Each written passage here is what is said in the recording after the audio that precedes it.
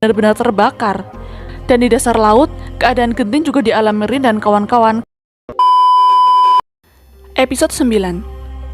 Ben dan Maddie menuju kapal Sander. Kobaran api tak terbendung lagi. Kelvin ditemukan, tinggal Sander yang masih terjebak di dalam. Ben berhasil membawanya keluar. Ben berniat untuk memanggil penjaga pantai, namun Sander berkata tidak perlu, biarlah kapalnya terbakar habis. Di dasar laut, Rin dan kawan-kawan melakukan penghormatan terakhir pada kematian Sarge. Duh, sedih sebenarnya kalau ada tokoh yang mati lagi.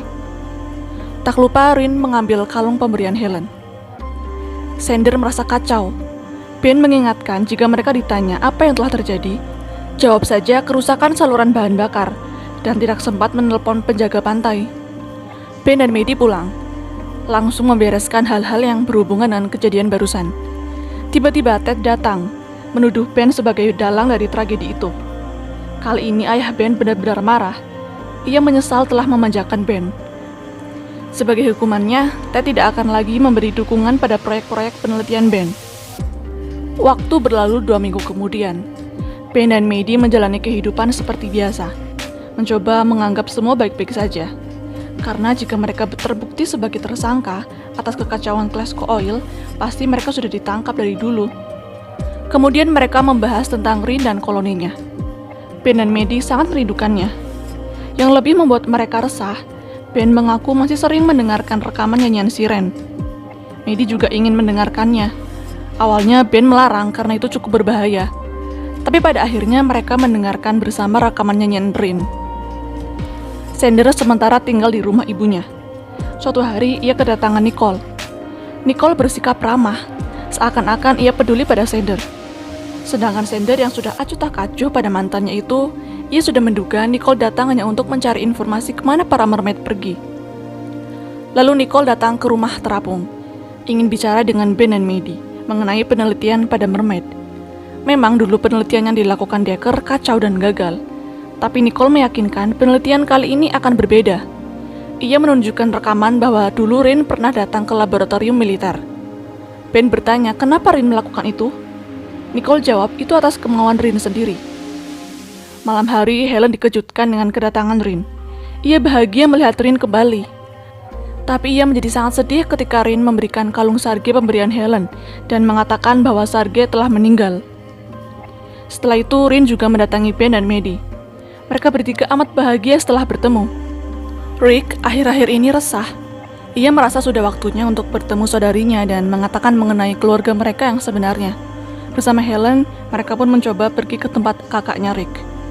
Setelah sampai, hampir saja Rick ingin pulang karena ragu, Elizabeth muncul. Tidak menyangka dengan kedatangan Rick.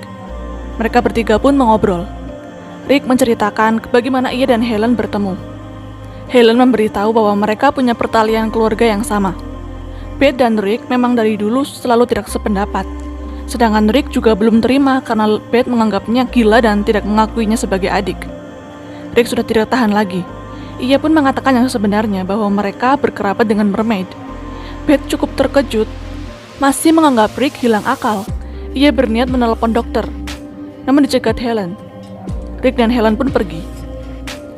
Rin menceritakan di lautan ia hanya menemukan 3 mermaid lainnya yang masih hidup. Mereka berkembang cepat, menjadi lebih kuat dan mencoba membuat lebih banyak keturunan. Ben dan Maddie kemudian bertanya kenapa Rin mau membantu Nicole.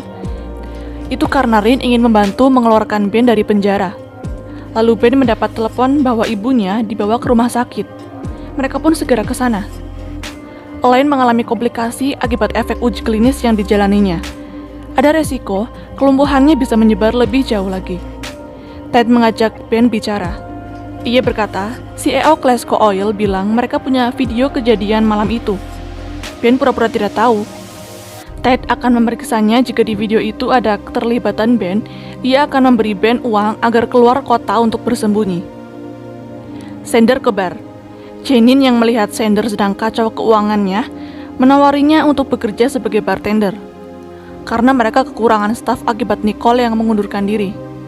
Sander pun tertarik dan menawari tawaran Janine. Sementara itu, Nicole masih terus mempelajari tentang mermaid, terutama hasil penelitian Decker tentang efek sel induk mermaid pada tikus lumpuh. Lalu ia datang ke rumah sakit setelah mendengar kondisi Elaine. kebetulan bertemu Ben dan Maddie. Ben sebenarnya tidak ingin bicara dengan Nicole. Apalagi Nicole membahas tentang penelitian Decker pada sel induk mermaid. Ben bertanya apakah Nicole ingin menggunakan ibunya untuk percobaan penelitian itu. Ben tak mau dimanfaatkan seperti Nicole memanfaatkan Xander. Namun Nicole berkata dia tidak memanfaatkan Xander, tapi ia peduli padanya. Rin penasaran dengan orang-orang yang ada di rumah sakit. Langkahnya menuju ke kamar Elaine. Rin mencoba menyanyikan lagu siren pada Elaine. Seketika Elaine yang tadinya kesakitan menjadi tenang dan tertidur. Ben melihatnya. Rin berkata di lautan beberapa orang mempelajari ini untuk mengobati penyakit. Tapi nyanyian tadi bukan untuk menyembuhkan, hanya untuk menghilangkan rasa sakit. Dan itu adalah pertama kalinya Rin mencoba. Di dasar laut, Katrina dan Cammy masuk ke sebuah bangkai kapal. Mereka mendengar sesuatu. Katrina membuka sebuah pintu dan ada seekor mermaid di sana. Wah, mermaid siapa tuh ya? Siang itu, Ben dan Doug mengobrol. Doug mengingatkan agar jangan terlalu menekan ayah mereka. Saat ini perusahaan sedang punya utang yang besar. Hasil tangkapan yang sulit ditambah biaya perawatan Elaine. Maka dari itu, Ted bernegosiasi dengan Glasgow Oil. Jadi Doug mengharapkan Ben agar lebih mengerti. Setelah itu, dengan pertimbangan yang matang, Ben bersedia untuk bekerja sama dengan Nicole. Maddie sebenarnya agak kecewa karena keputusan itu tidak dibicarakan dulu dengannya dan Rin. Ben bertanya apakah Rin mau membantu ibunya dengan cara bersedia menjadi objek penelitian dari pihak militer. Ben juga menjamin mereka akan mengawasi Rin dan mempunyai akses tak terbatas. Demi kesembuhan ibunya Ben, Rin pun bersedia membantunya. Dalam perjalanan, Rick dan Helen mampir ke WC umum. Ketika Rick buang air, ada seorang pria misterius. Saat Helen keluar WC, ia menemukan Rick hilang, dan tiba-tiba ia disekap pria misterius tadi. Rick dan Helen dikurung di sebuah ruangan. Ternyata yang mengurung mereka adalah Beth dengan bantuan pria tadi bernama Brian. Ben, Maddie, dan Rin sudah berada di laboratorium penelitian. Nicole menunjukkan tempat-tempatnya. Mereka punya akses. Rin juga diperbolehkan untuk masuk dan keluar dengan bebas. Pemeriksaan dimulai. Meski agak ragu, Rin berusaha tak takut lagi dengan suntikan. Episode 10. Rin melakukan pemeriksaan lainnya. Saat ia keluar dari air, banyak peneliti yang memotretnya. Dan diperlihatkanlah dengan jelas bagaimana Rin berubah. Sumpah ngilu banget aku liatnya. Kasian para mermaid kalau berubah pasti merasakan sakit. Ben dan Maddie menghentikan pemeriksaan karena merasa tidak nyaman terlalu banyak yang memotret. Pagi hari, Beth membebaskan Rick dan Helen. Ia meminta maaf telah membuat mereka takut. Tapi pada intinya, Beth ingin memberitahu sesuatu. Bahwa sebenarnya Beth juga sudah tahu siapa mereka. Tapi karena alasan tertentu, ia tidak memberitahukan pada Rick. Brian adalah salah satu dari mereka. Kakek buyut mereka selamat saat pembantaian Pawnal. Mereka hidup dengan bersembunyi bersama manusia. Helen ingin tahu berapa banyak selain mereka yang juga berkerabat dengan mermaid. Masih di kediaman Brian, Helen melihat foto ibunya di sana. Beth menjelaskan ibunya Helen dulu anggota kelompok. Ia wanita yang suka berpindah tempat. Itu terjadi sebelum Helen lahir. Beth tahu karena diceritakan turun-temurun. Kelompoknya juga sebenarnya sudah tahu tentang Helen. Ben diberitahu penelitian Decker terkait sel induk mermaid belum sempat dilanjutkan karena ia tewas lebih dulu. Tapi Decker sudah berencana untuk menjadikan para tentara yang terluka itu sebagai subjek manusia pertamanya. Penelitian itu akan diuji cobakan kepada mereka selama 6 bulan. Tapi sebelum itu, pihak peneliti harus mengumpulkan dulu lebih banyak sel induk. Tentunya bersumber dari Rin. Ben dan Maddie tidak terima, karena kesepakatan awal Rin hanya diobservasi bukan untuk eksperimen. Kakaknya juga trauma dengan prosedur itu. Nicole meyakinkan mereka akan belajar dari kesalahan dulu dan melakukan secara pelan-pelan.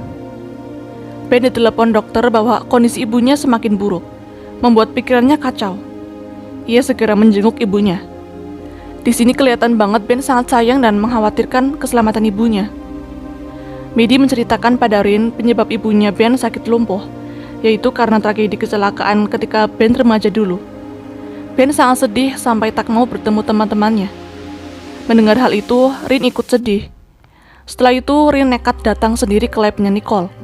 Ia bersedia melakukan ekstraksi seperti kakaknya dulu. Nicole bertanya apakah Rin yakin, dan tekad Rin sudah bulat. Nicole segera mengabari Ben dan Maddie. Setelah melihat Rin, Ben dan Maddie menuntut Nicole kenapa tidak menghubungi mereka dulu. Nicole berkata Rin melarangnya. Rin melakukan itu juga atas kemauannya sendiri. Ia ingin menolong ibunya Ben. Dan dengan ini, bukankah mereka bisa melanjutkan penelitian pada ibunya Ben dan menemukan obat untuk kesembuhannya?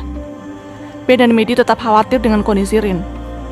Nicole meyakinkan tidak akan ada yang melukai Rin karena ia terlalu berharga. Kemudian Ben dan Maddie diajak untuk melihat hasil penelitiannya. Sel induk Rin semurni sel kakaknya. Mereka menjelaskan bagaimana cara kerja sel induk itu menyatu dengan tubuh subjek. Beberapa bulan lagi mereka akan mengujinya pada manusia. Tapi Ben berkata ibunya tak punya waktu selama itu. Kalau begitu, jika ingin dipercepat, Ben harus menandatangani resiko yang mungkin terjadi. Walau sempat ragu, sebagai pilihan terakhir, Ben akan menggunakan sel induk Rin untuk menolong ibunya. Rin masih akan diteliti di lab selama 24 jam. Maddie akan menginap di situ untuk menemani Rin. Sander sebenarnya cukup terkejut mengetahui Ben mencari pengobatan ibunya lewat penelitian Nicole. Walaupun beresiko, Ben akan melakukan apapun. Kemudian Ben memberitahukan tentang uji klinis itu pada ibunya. Elaine sangat menghargai usaha anaknya itu. Ia sudah lelah, tapi kali ini ia pasrah apapun yang terjadi. Ben juga berjanji ini akan menjadi ujung tombak penyembuhan ibunya. Entah berapa waktu yang tersisa, Elaine hanya ingin menghabiskan waktu bersama Ben, Doug, dan Ted. Maddie menemani Rin makan malam. Ketika Rin makan agar-agar, ternyata ia menyukainya. Rasanya seperti makan ubur-ubur, tapi versi manis. Duh, lucu juga sih Rin. Keesokan harinya, Elaine siap menjalani uji klinis. Ternyata Ted dan Doug belum tahu tentang pengobatan ini. Ben masih mengawasi. Usai uji klinis selesai, kondisi ibunya stabil, tapi perlu istirahat. Mereka optimis dan akan tetap mengamati hasilnya. Rin ikut Ben dan Maddie ke supermarket. Ketika Rin membawakan troli, entah mengapa ia membawanya dengan barbar sampai menabrak orang dan orang itu marah. Rin yang tersinggung ikut marah dan hampir menyerang orang tersebut. Sampai di rumah, Rin hanya berniat ingin melindungi Ben dan Maddie. Rick dan Helen diajak untuk bergabung ke kelompok yang diceritakan Beth. Mereka sama seperti manusia biasa, tapi ada satu yang mengalami kelainan genetik. Beth kemudian memperkenalkan Rick dan Helen pada kelompoknya. Malam hari, seorang pria tua menemui Helen, bernama John Rooney. John mengatakan Helen ini mirip sekali dengan Daphne, ibunya. Suaranya, sikapnya, dan senyumnya. Helen bertanya apakah John kenal ibunya. John mengatakan apa yang menimpa orang tua Helen sangatlah buruk. Helen tidak mengerti maksud ucapan John. Sampai datang Beth mengajak John pergi untuk menghentikan obrolan mereka. Usai pertemuan kelompok berakhir, Rick dan Helen pamit pulang. Rick berharap bisa mengobrol lagi dengan Beth mengenai ayah dan ibu mereka. Sebelum tidur, Rin bersama Ben dan Maddie bercengkrama. Namun tiba-tiba, Rin mencakik leher Ben dengan agresif. Untungnya Ben dapat melepaskan diri. Ini si Rin kenapa ya tiba-tiba ganas gitu? Rin berusaha menenangkan diri. Ia tidak ada maksud menyakiti Ben. Ben dan Maddie menduga ini karena efek prosedur ekstraksi, membuat hormon Rin tidak stabil. Mereka harus merahasiakan ini. Kalau sampai pihak militer tahu, pasti mereka akan menyuntikkan obat penenang pada Rin. Akhirnya Rin dibawa ke gudang. Saat Rin mendengar lolongan singa laut, ia langsung berlari keluar untuk membunuh para singa laut. Ben dan Maddie berusaha menghentikan. Dengan hati-hati, Rin diingatkan agar jangan pergi ke air. Untungnya Rin bisa dibujuk. Ben mendapat telepon dari Nicole. Hasil sampel darah Rin sudah keluar. Ada perubahan pada grafiknya. Salah satu kadar hormonnya naik. Lalu Nicole bertanya apakah ada perubahan sikap pada Rin. Ben terpaksa berbohong bahwa Rin baik-baik saja. Ben punya ide untuk memasukkan Rin pada tangki tanpa air. Mereka berharap Rin aman di situ. Setelah itu, Ben Maddie memeriksa data yang dikirimkan Nicole. Hormon spesies seperti Rin memang berbeda. Lebih tepatnya seperti kortisol atau hormon stres yang memicu keinginan untuk berkelahi. Dan itu terjadi setelah Rin menjalani ekstraksi. Dalam tangki, Rin terus menermandir tidak tenang. Malam itu akan menjadi malam yang melelahkan karena harus terus mengawasi Rin. Menjelang pagi hari, sikap Rin justru semakin agresif. Tiba-tiba Ben ditelepon ibunya. Elaine mengatakan bahwa rasa sakitnya sudah mendingan dan tangannya sudah mulai terasa kembali. Ben sangat senang mendengar kabar itu. Belum selesai bertelepon, Rin terlihat memberontak. Ia ingin keluar dengan memecahkan kaca tangki. Rin sudah seperti orang kesurupan. Ia berlari keluar gudang. Ben dan Maddie langsung mengejar. Entah lari kemana tuh si Rin.